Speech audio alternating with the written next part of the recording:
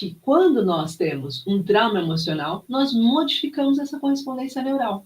Ou seja, eu tive uma emoção difícil que precisou ser guardada no meu cérebro, e essa emoção difícil que ficou guardada no meu cérebro fez com que eu criasse um sistema de defesa, ou seja, um sistema de alerta para defender o meu corpo. Só que em seguida eu vou ter reações físicas. E por que essas reações físicas acontecem? Essas reações físicas acontecem porque todo o corpo, desde a sua gestação, desde o processo gestacional, quando a gente entra no processo celular, na organogênese, quando ele está sendo feito, ele cria uma espécie de, vamos dizer, separação, que quando ele é feito de acordo com aonde fica esse trauma, afeta determinados órgãos. O que eu quero dizer? No momento em que a minha célula vai se dividir, eu crio 3 folhetos embrionários, né? Mesoderma, ectoderma e endoderma. E em cada folheto corresponde a um certo tipo de órgão físico. Quando a minha emoção, quando aquele trauma emocional ficou num determinado lugar registrado, isso vai afetar determinados órgãos.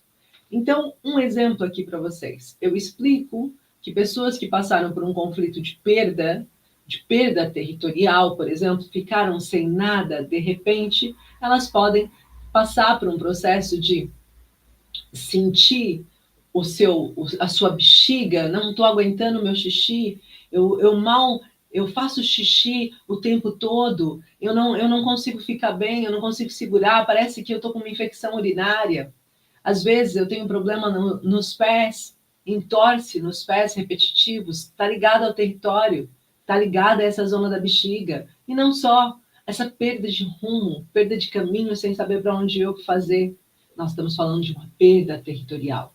Já se for uma perda relacionada a finanças, normalmente esse paciente vai estar afetando também o rim. Então vamos supor que ele tenha uma crise de ansiedade ou que ele sofra de ansiedade ou de depressão. Além dele ter ansiedade e depressão, o que ele vai ter?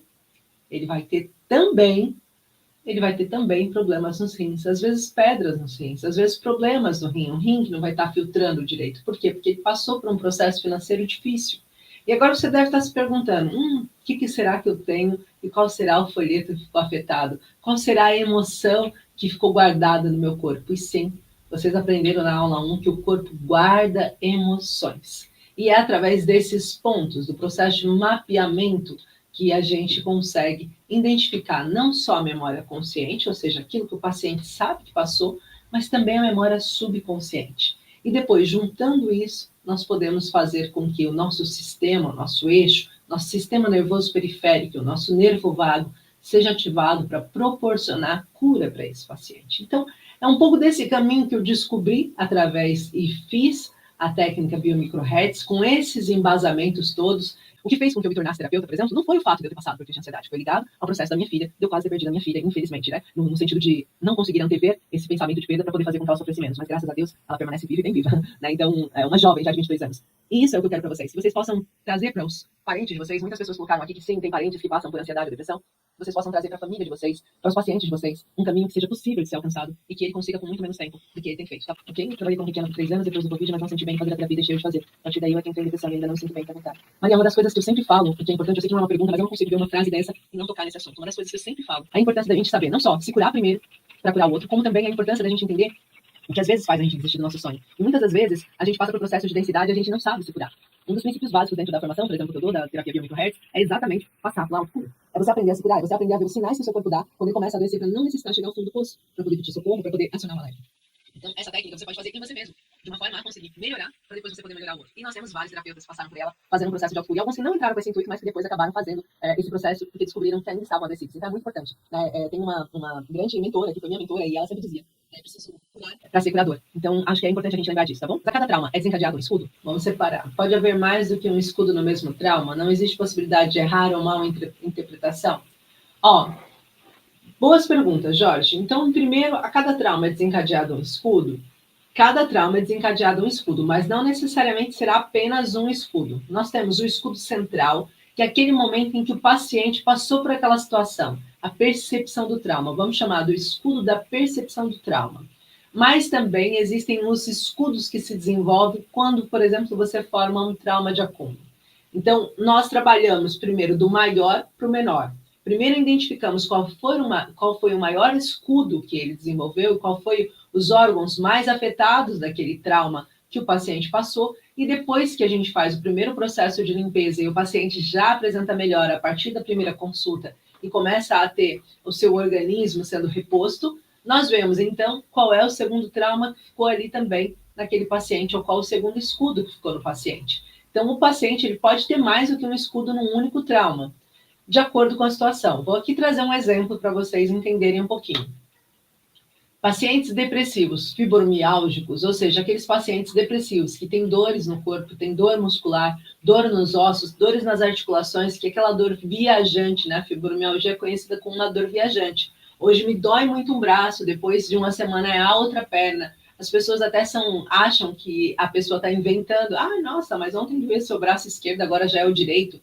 E por que que isso acontece? Porque, de fato, essa dor é viajante. E são pacientes que passaram por um trauma de acúmulo, eles tiveram um trauma de impacto, que pode ter sido, por exemplo, desproteção inicial, mas depois desenvolveram, a partir desse trauma, começaram a se sentir desvalorizados e impotentes perante uma situação determinada, aquela mesma situação que foi originária no início.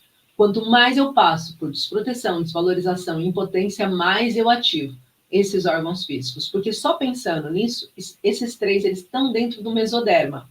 Então, esse paciente acaba passando por um processo da musculatura dele, o sistema muscular dele fica comprometido, ele fica com a questão dos ossos, ele fica com o sistema circulatório, por exemplo, as varizes que vêm da questão de varizes, circulação sanguínea, todos os vasos estão mais relacionados com uma má relação com a paternidade, ou seja, com o seu progenitor ou com a pessoa que cuida de você, aquele homem que cuida de você, ou aquela figura masculina que cuida de você, e aí você pode desenvolver esses déficits no sistema circulatório.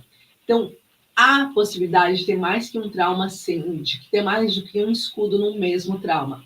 E não há essa questão de má interpretação, porque nós temos respostas muito claras, tá? Ou seja, quando nós fazemos o diagnóstico e o mapeamento do paciente, nós temos uma resposta muito clara, muito concreta. E a partir dali, nós vamos perguntar para o paciente qual é a recordação dele sobre aquele trauma. Mas a parte positiva é que, mesmo que ele não recorde, nós conseguimos trazer para ele um processo de cura, porque a informação foi passada e a gente consegue fazer através da microlesão, a gente consegue reativar o sistema imunitário dele e fazer com que os macrófagos e antigênios possam fazer a varredura no órgão afetado, tá bom?